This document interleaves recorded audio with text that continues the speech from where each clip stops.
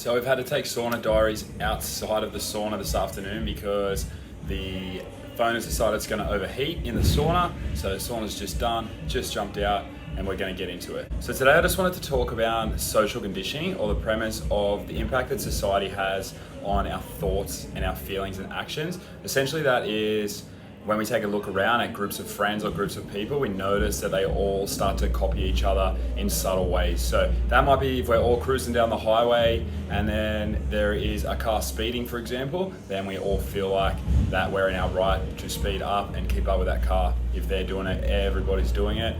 Could even be if your circle of friends, you'll find, all start to dress alike, speak alike, have the same sayings and phrases. And there's a couple of examples of the impact that society has on our thoughts without us even realizing. And we have some other examples of how our society impacts on a broader scale.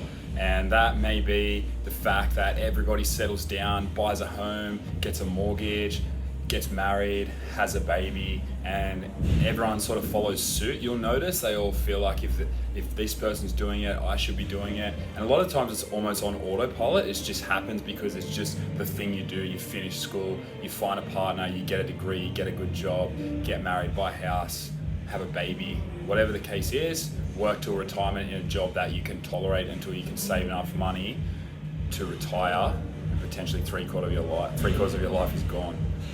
That's a pretty miserable way of looking at it, but that's the reality of how most of us flow through life, and most of the time they don't even question it. It's just something that is done.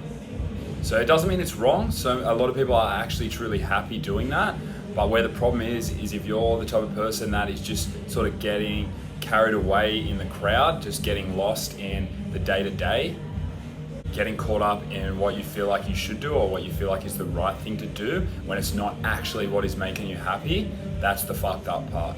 What we have to do is take a step back, be self-aware enough to work out what it is that we want, and then we have to make the steps to get us there. And it's likely going to be uncomfortable. If we want something different from the majority of the people or the crowd, that's where the discomfort comes from. We have to be willing to sit with that.